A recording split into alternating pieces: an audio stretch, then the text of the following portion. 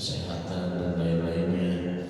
Mudah-mudahan kita semua menjadi hamba Allah yang selalu bersyukur, dan mudah-mudahan segala amal ibadah kita diterima oleh Allah Subhanahu wa taala. Amin ya rabbal alamin. Qala al-muallif rahimahullahu taala wa nafa'ana bihi wa bi ulumihi wa ulumikum fid dharain amin. Ila an qala Allah ta'ala wa ta'awanu 'alal birri wat taqwa wa la ta'awanu 'alal itsmi wal 'udwan.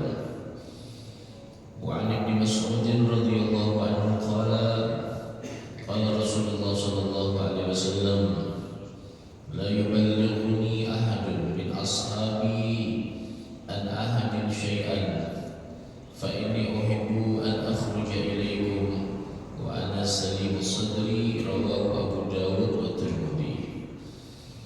Ini ayat Al-Quran dan hadis Rasulullah sallallahu alaihi wasallam yang menjelaskan tentang di antaranya yang pertama yaitu saling tolong-menolong dalam kebaikan, dan sebaliknya jangan tolong-menolong dalam perbuatan dosa atau permusuhan. Kalau dua yaitu artinya permusuhan. Kemudian hadis ini menjelaskan bahwasanya Rasulullah sallallahu alaihi wasallam beliau menyampaikan kepada sahabat-sahabatnya, la yuballighuni ahadun, jangan ada di antara kalian memberitahu atau menyampaikan kepadaku min ashabi, dari sahabat-sahabatku, an ahadin syai'an, tentang keburukan seseorang. Nah ini fa inni uhibbu an akhruja ilaikum wa ana salimus sadr. Kenapa kata Rasulullah? Karena aku senang, artinya bertemu dengan kalian, kemudian aku keluar dari pertemuan ini dalam keadaan lapang dada. Ini kita ingat siapa ini, ceritanya Imam Hasan al-Basri juga seperti ini. Waktu itu ada satu orang datang kepada beliau, kemudian dia mengatakan, ya Imam, engkau itu Masya Allah luar biasa. Akhirnya beliau menjawab, semua datangnya dari Allah Subhanahu wa taala. Ini orang yang mengatakan, tapi ada sayangnya. Tapi ada sayangnya apa katanya? Kata orang itu, ada orang di sana itu dia sering menceritakan keburukan engkau ya Imam. Imam Hasan Basri orang cerdas, gak mau diadu domba. Ada orang seperti itu. Jadi Imam Hasan Basri katakan, wahai para jamaah, kalian lihat ini, orang ini ingin mengadu domba. Kalau omongannya ini salah, kita cabut dia. Ya dia sumpah, enggak benar. Orang itu sering menceritakan keburukan engkau wahai ini. Baik, kalau engkau benar dengan ucapanmu itu tidak ada manfaatnya, tidak ada faedahnya apa yang disampaikan kepadamu. Nah ini seorang imam, ya, tidak mau diadu domba. Kalau kita saat ini ya, sering kita mendengar ada orang menyampaikan keburukan orang lain kemudian mengadu domba. Akhirnya bahkan ada yang sampai, mana ada videonya, mana ini nggak baik seperti itu. Jadi adu domba itu namanya namimah. Apa saja yang menyebabkan permusuhan seseorang, itu yang dia lontarkan, yang dia sampaikan, itu namanya namimah, mengadu domba. Maka Rasulullah keras sekali, tidak masuk surga. An-namam, orang yang mengadu domba. Ini sering di depan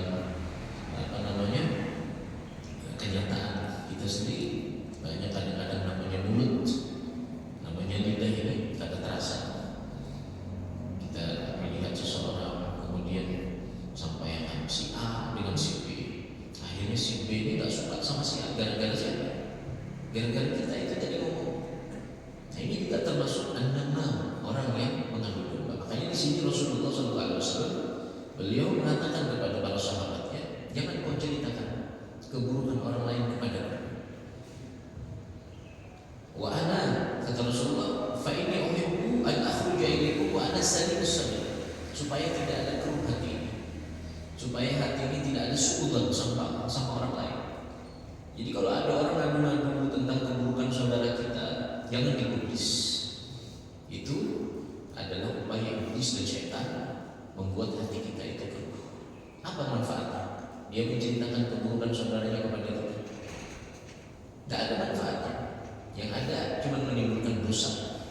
Yang ada cuma menimbulkan kegelisahan dan kegundahan. Baik, kemudian hadis Ibnu Mas'ud. Wa an Ibnu Mas'ud radhiyallahu anhu anna Nabiy sallallahu alaihi wasallam qala: "Ala unabbiukum?" Maukah engkau aku beritahu, kata Rasulullah, apa itu namimah, orang yang mengadu domba? Al-qalah bainan nas. Dia ngomong sesuatu walaupun itu benar, bujur, bahasanya bujur, tapi menimbulkan orang tadi itu tidak enak dengan saudara, itu namanya namimah. Itu namanya mengadu domba.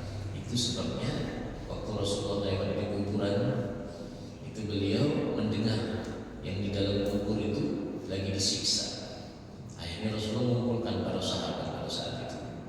Kalian tahu kebanyakan orang disiksa di alam kubur itu karena dua faktor.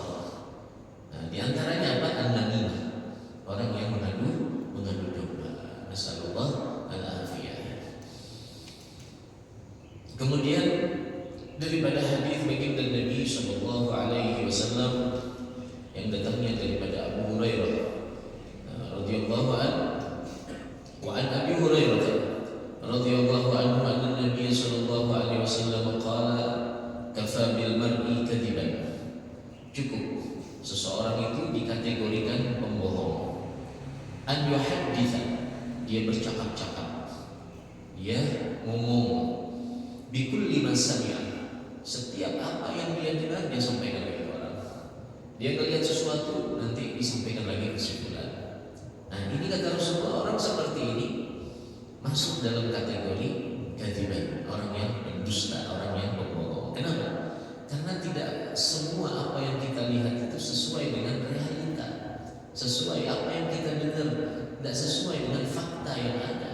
Enak berjalan di pasar, aku melihat ini, kita di pasar, gini. Ini bahasa Banjar apa? Omong. Orang seperti itu adalah omong, suka ngomong seperti itu. Dan bahayanya kalau orang sudah banyak omong, itu banyak bumbu-bumbunya, banyak tambah-tambahannya. Kalau sudah banyak tambah-tambahannya, otomatis banyak salahnya. Kalau banyak salahnya, otomatis banyak dosanya. Kalau banyak dosanya, otomatis neraka itu lebih utama bagi dia. Nasallallahu al-afiyah. Ini kafa bil mar'i kadiban an yuhadditha bi kulli ma sami'a, rawahu Muslim. Hadis ini diriwayatkan oleh Imam Muslim. Lebih baik diam kalau tidak ada manfaatnya untuk berbicara. As-sukutu as-salamah, orang yang diam itu selamat. Kecuali kita berkata di situ ada manfaatnya, kita mengeluarkan sesuatu, memang di situ diperlukan. Nah, baru kita bercakap atau kita ngomong ya. Jadi bahasa Banjar itu banyak pender, itu orang banyak pender gitu. Kemudian dari Abu Hurairah radhiyallahu anhu, qala Rasulullah sallallahu alaihi wasallam. Ini juga sami'tu Rasulullah sallallahu alaihi wasallam yaqul: "Man qadafa mamlukahu bizina yaqumu alaihi al-hajj wal qiyamah." Ini menuduh orang berbuat zina. Ini dalam fikih namanya hadul gadaf. Nah, ini hukumannya dicampur 80 kali. Jadi ada jujur, menuduh tanpa ada bukti, tanpa ada saksi. Nah, jadi namanya gadaf. Dicampur berapa? 80 kali. Tamanina jaldan. Muttafaqun alaih. Bahkan dulu ya pernah terjadi di zaman Imam Malik radhiyallahu anhu. Itu kan zaman Bahari itu sesuatu dinyampakan oleh Allah Subhanahu wa taala, dilihatkan oleh Allah. Nah, ini kan ada, tapi Bahari itu ada melakukan sesuatu, kemudian langsung ada hukumannya gitu. Ada seorang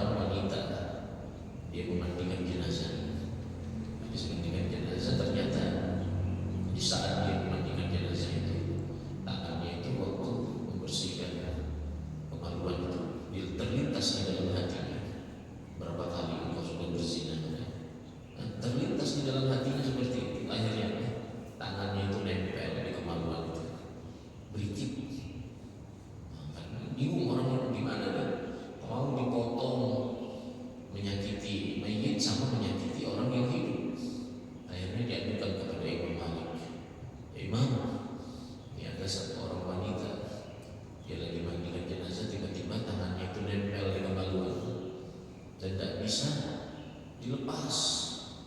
Akhirnya Imam Malik mengatakan, coba mau cambuk orang yang memandikan itu. Habis itu dicambuk 80 kali langsung lepas. Itu terjadi. Apalagi orang sekarang menyepelekan, mengentengkan. Kemudian Rasulullah SAW bersabda, al-muslimu man salima al-muslimu min lisanihi wa yadihi. Siapa seorang muslim yang sejati itu yang selamat dari lidah dan tangannya. Muttafaqun alaih. Wa anhu qala Rasulullah SAW, man ahabba, siapa yang senang, siapa yang suka, an yuzahzaha bin nar, dijauhkan daripada api neraka, wa yudkhala al-jannah, dan dimasukkan ke surga Allah, falta'tihi maniyatahu, hendaknya dia datang kematiannya, wa huwa yu'minu billah wal yawmil akhir, dia dalam keadaan beriman kepada Allah dan hari akhir. Wal ya'ti ilan nas alladhi yuhibbu an yu'ta ilayhi, hendaknya dia memperlakukan manusia sebagaimana dia memperlakukan kepada dirinya. Maksudnya apa?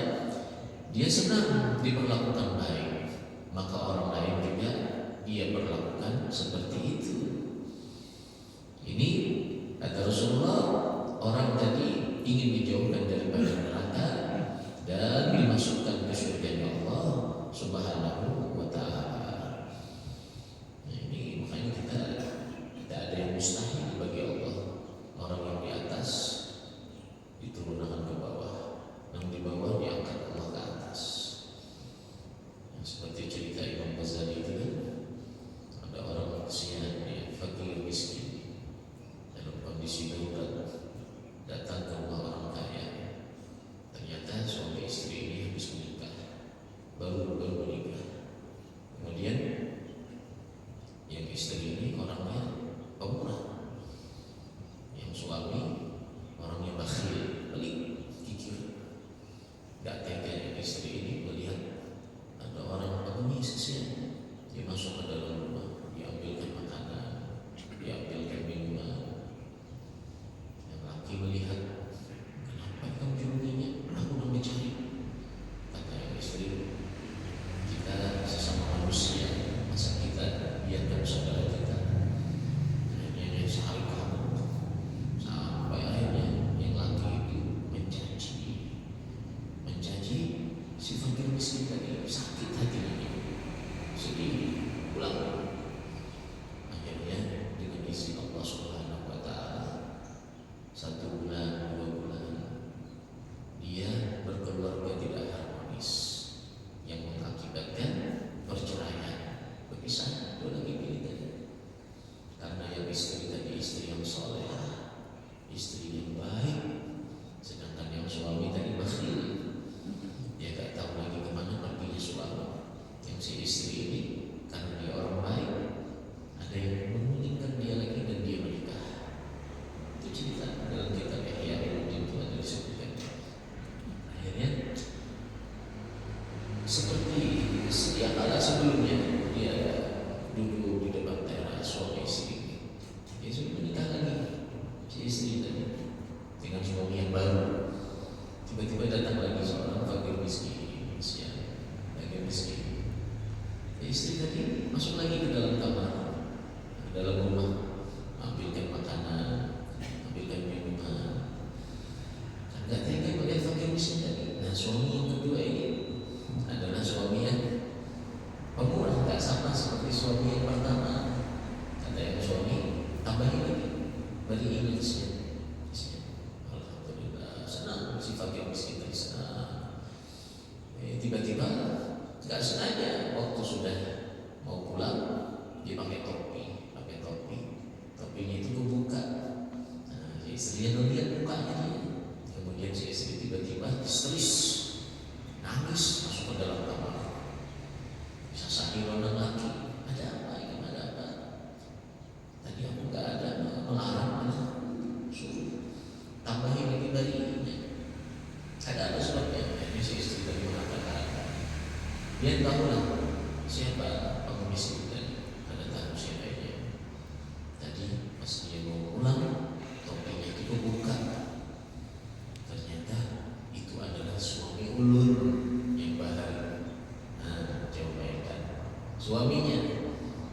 mengusir fakir miskin dijadikan oleh Allah Subhanahu wa taala seperti itu.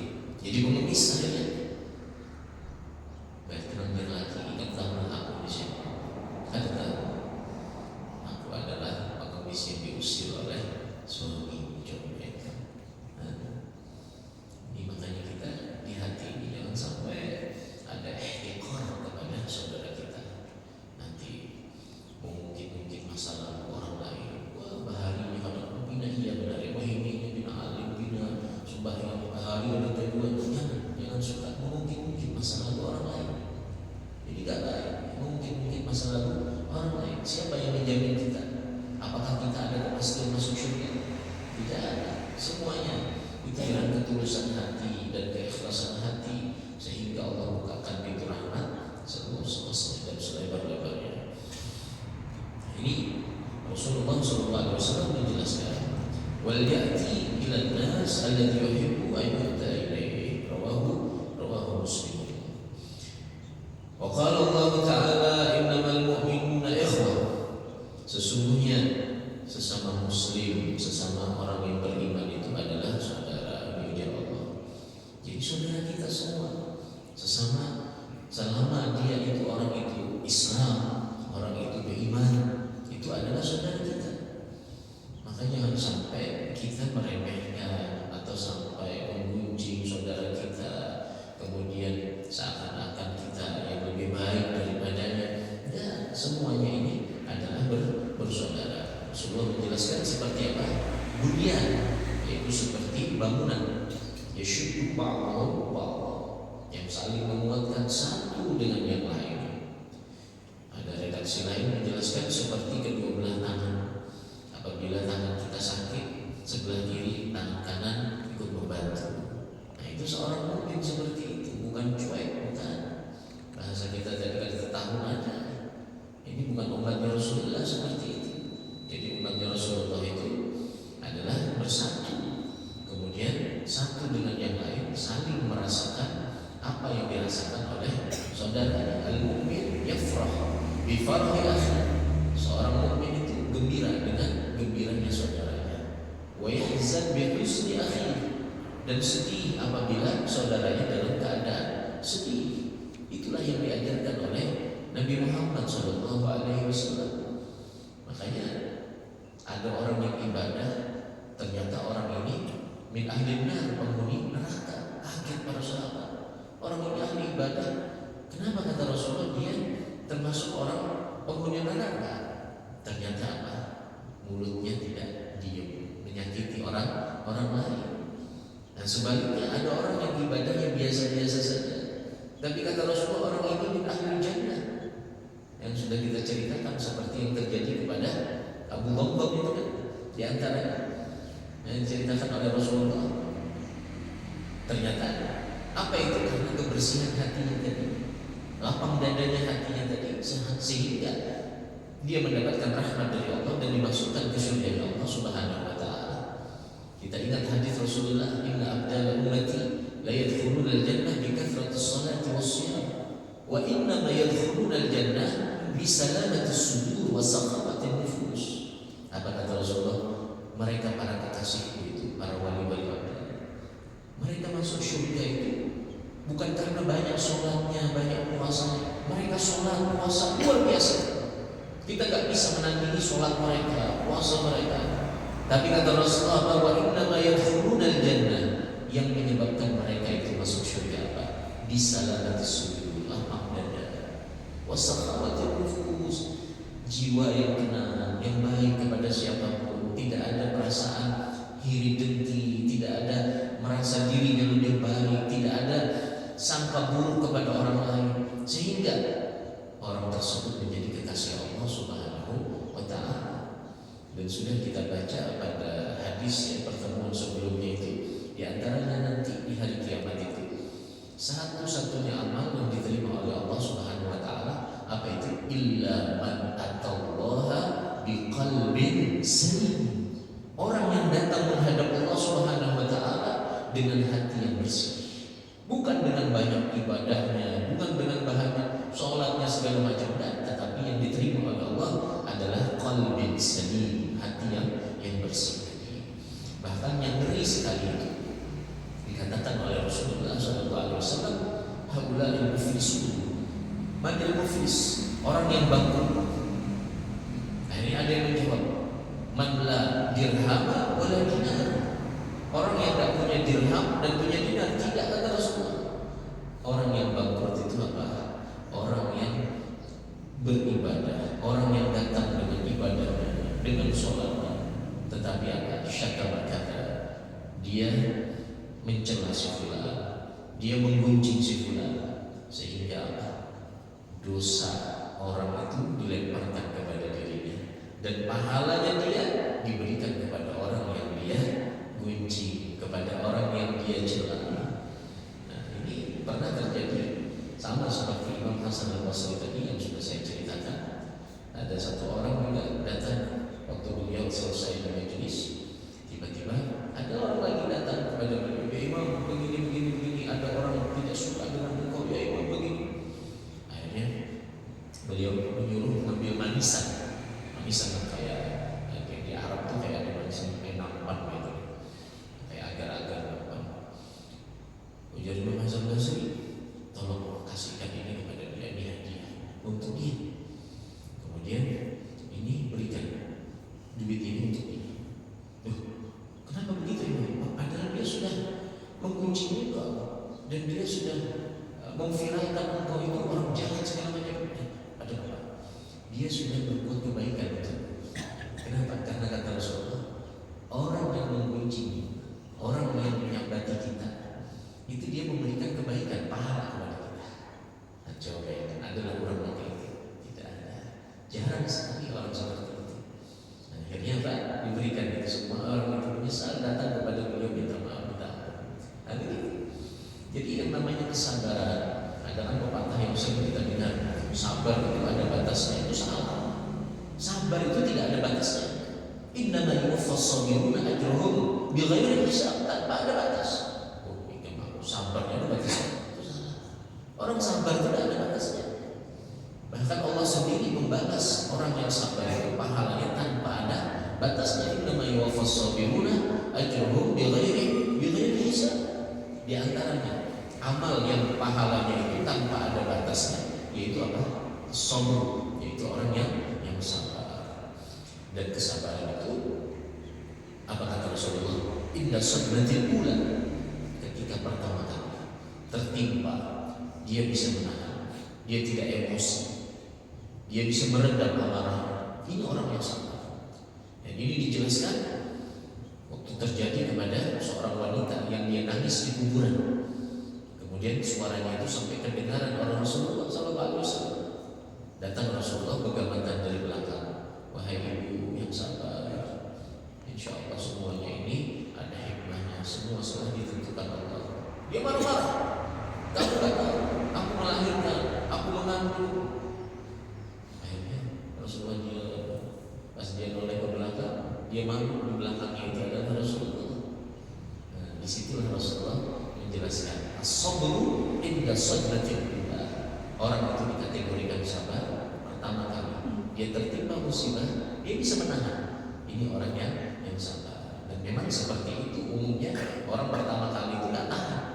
Nanti kalau sudah sehari, 2 hari, 3 hari, dia mulai rendah dan seperti itu. Dan ini juga diantara solusi seseorang ingin harmonis dalam rumah tangga, seseorang ingin lenggang di dalam berumah tangga dengan keluarga, itu intinya adalah as-sabr, kesabaran, dan juga syukur. Ini perhatian pemamai, perhatian saling diam, jangan dijawab. Atau kalau nggak mau juga mendengar ocehan, omongan, tinggalkan. Oh, keluar. Biasa manusia, bukan malaikat. Kadang-kadang orang anda lurus ini manusia, kita diberi Allah syahwat, ada hawa nafsu. Lain malaikat tidak ada hawa nafsunya. Makanya bini bisa sarik, laki bisa sarik. Iya kan? Karena diberi hawa nafsu di situ. Maka dalam kitab Ahkamul Usrah itu dijelaskan dalam fikih, apabila salah satu dari keduanya atau siapa saja di antara keluarga yang lagi emosi, maka tinggalkan dia, jangan dilawan. Karena saudara aku, kadang aku nunggu mau aku berdiam ya, nah dengan kayak gitu. Kadang kalau aku bujur harus sampaikan, bukan seperti itu. Ini nanti justru akan berakibat fatal. Coba bayangkan kalau suami istri bertengkar, yang jadi korban siapa? Anaknya yang jadi korban. Tidak ada lain setelah itu penyesalan. Nah itu makanya disuruh dalam fikih itu kan. Yang satu diam, kalau dia tak tahan dengan omongannya, pergi. Nah nanti kalau sudah reda, sudah tenang, sudah adem, sudah dingin, nah baru kita menyampaikan pelan-pelan. Permasalahannya itu bukan seperti itu, permasalahannya seperti ini. Nah akhirnya apa? Lenggang, akhirnya apa? Harmonis. Nah begitulah ajaran baginda Nabi Sallallahu Alaihi Wasallam.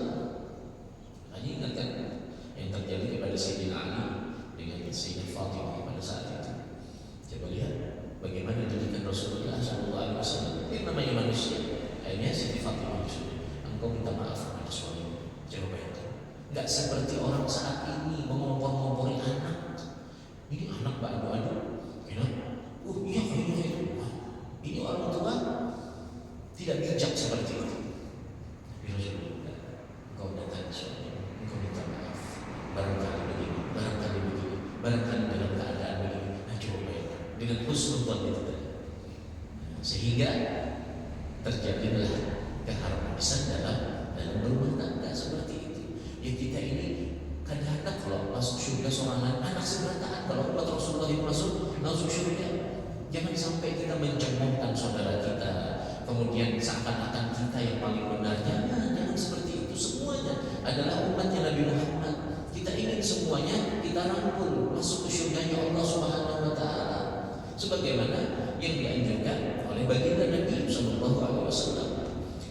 Kemudian hadis Rasulullah sallallahu alaihi wasallam yang datangnya dari Abu Hurairah radhiyallahu anhu, dan Abi Hurairah radhiyallahu anhu anna Rasulullah sallallahu alaihi wasallam tuftahu abwabul jannah, dibuka pintu-pintu surga itu Yaumul Itsnin, pada hari Senin, wa Yaumil Khamis, dan pada hari Kamis.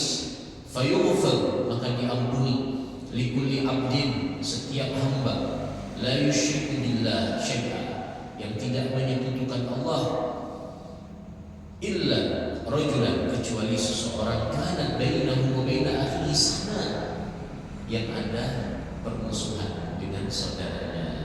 Fayuqal adhiru hadain, maka dikatakan, lihatlah kepada dua orang yang bermusuhan ini, hatta yastaliha, sampai dia berdamai. Adhiru hadaini hatta yastaliha, artinya apa? Karena dibuka akan baginya pintu surga sampai ini berdamai dulu. Dan jawabannya hatta yastaliha, rawahu Muslim. Hadis ini diriwayatkan oleh Imam Muslim. Ini seperti benar ya, egonya itu tadi. Ya Allah, kalau kita lihatlah Sayyidina Hamzah paman Rasulullah sampai dibedah dengan Wahsy. Ini daripada pengeluarannya, hatinya itulah dimakan ya Allah. Kayak Rasulullah pada saat itu. Itu perjuangan kaum muslimin pada saat itu. Kita adalah perang kayak mereka, tidak ada. Perjuangan kita tidak ada melebihi daripada mereka. Istilahnya itu nyawa itu biasa saja mereka. Tapi dengan demikian pada saat itu Rasulullah mengatakan, sudah aku maafkan, tapi jangan ada dia di depan. Karena aku kebayang oleh pamanku itu tadi. Banyak daripada perjuangan. Pada saat itu Rasulullah diuji dan dicoba dengan ujian yang bertubi-tubi, sampai darah Rasulullah itu mau menetes di tanah. Kenapa? Karena kalau darah pipi Rasulullah itu jatuh ke bumi, maka semua ahli Taif itu akan terbalik pada saat itu. Akhirnya, ya Rasulullah, kenapa melakukan ini? Aku nggak mau mereka itu akan binasa, karena aku masih berharap, kata Rasulullah. Dia nggak beriman, barangkali anaknya. Kalau anaknya nggak, barangkali cucunya. Coba itu daripada rahmatnya Rasulullah Sallallahu Alaihi Wasallam. Dan kita nanti itu habis dia habisi sebentar. Tapi enggak, ini Rasulullah SAW begitu rahmatnya dengan dan kaumnya pada saat itu. Sampai kata Rasul, asalkan satu kata Rasulullah. Apa itu? Inlam yakun gitu. Apa makna kalam ya? Asalkan engkau tidak marah ya Allah. Inlam yakun bika ghadabun fala ubali. Aku enggak perlu semuanya itu. Aku enggak menghiraukan diri. Asalkan satu engkau tidak murka ya Allah. Itu aja. Itu jawaban Rasulullah SAW. Kemudian dilanjutkan wa fi riwayatin, dan dalam riwayat menjelaskan tu'radu al-a'mal fi kulli yaumil khamis wal itsnin. Disodorkan amal itu, dilaporkan amal itu fi kulli yaumil khamis wal itsnin, pada setiap hari Senin dan hari Kamis. Makanya Rasulullah puasa Senin Kamis. Kenapa demikian? Karena beliau senang waktu dilaporkan diangkat amal itu dalam keadaan beribadah, dalam keadaan berpuasa. Kalau puasa Senin Kamis, nah itu berdasarkan kita. Biasanya amal dilaporkan, disodorkan setiap hari Senin dan hari Kamis. Jadi ini banyak sekali daripada peringatan dan kehati-hatian daripada lidah atau mulut ini. Bentuknya kecil tapi bahayanya besar. Sampai dalam syair itu dikatakan orang dipukul habis itu minta maaf selesai. Tapi kalau ada orang mengatai orang sesuatu, itu membekas di dalam hati. Dan sampai hatinya itu dikatakan orang, makanya Sayyidina Utsman bin Affan itu beliau kalau mau ngomong berhenti dulu. Kenapa demikian? Karena khawatir apa yang disampaikan itu akan menyakiti hati orang lain. Nasallallahu alaihi wasallam. Mudah-mudahan Allah Subhanahu wa taala mengampuni dosa-dosa kita, dosa ibu bapak kita, dosa keluarga kita, dosa kaum muslimin dan muslimat. Mudah-mudahan hati kita dibersihkan oleh Allah dari segala penyakit hati ya Allah. Keluarga kita semua dilindungi oleh Allah dari segala fitnah dunia ya Allah. Saudara kita semua kaum muslimin dan muslimat dimanapun mereka berada ya Allah, semoga semuanya diberikan keselamatan, diberikan pertolongan. Mudah-mudahan kita berataan bisa istiqomah dalam kebaikan. Mudah-mudahan mengakhiri usia kita nantinya dalam keadaan husnul khatimah. Allah kumpulkan kita semua di syurganya bersama Rasulullah sallallahu alaihi wasallam. Amin ya rabbal alamin. Al-Fatihah.